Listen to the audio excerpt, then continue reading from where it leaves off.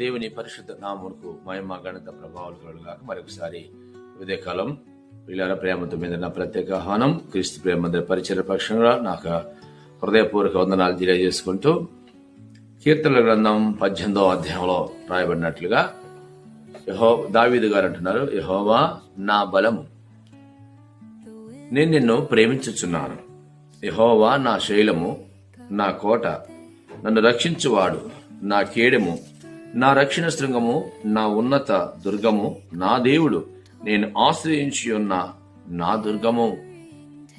దేవుని బిడ్డలారా, చూస్తున్న భయంకర యుద్ధాలు జరుగుతున్నవి. ఈ భయంకర దినాల్లో మనకు బలం ఏమైనా ఉందంటే దేవుడే. ఏ బలాలు లేవు.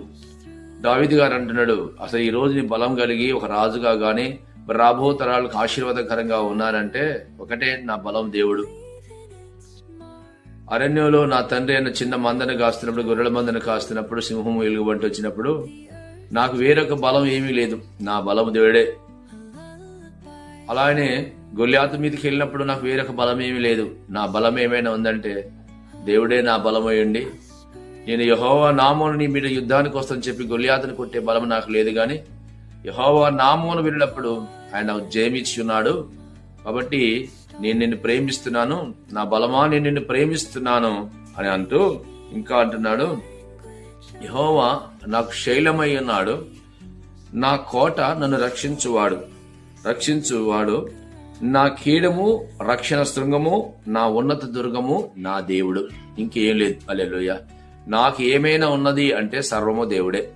ఇంకా అంటాడు దినవృత్తాంతాల గ్రంథంలో, ప్రభా ఇవన్నీ నీ వల్ల నాకు దయచేయబడినవు, ఈరోజు నీకు ఇచ్చే భాగ్యం నాకంత సామర్థ్యం లేదు, నీకు ఇచ్చే సామర్థ్యం నాకు లేదు. ఇప్పుడు నేను ఏదైనా కలిగి ఉన్నాను అంటే మీరిచ్చిన వాటినే, మీరిచ్చిన దాంట్లో నేను మీకు ఇస్తున్నాను.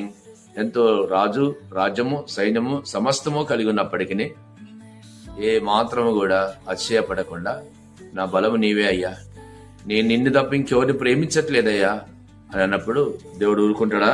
అద్భుతమైన ఇంకా అంటాడు, కీర్తనీయుడైన యెహోవాకు నేను మొర్ర పెట్టగా ఆయన నా శత్రువుల చేతి నుండి రక్షించింది.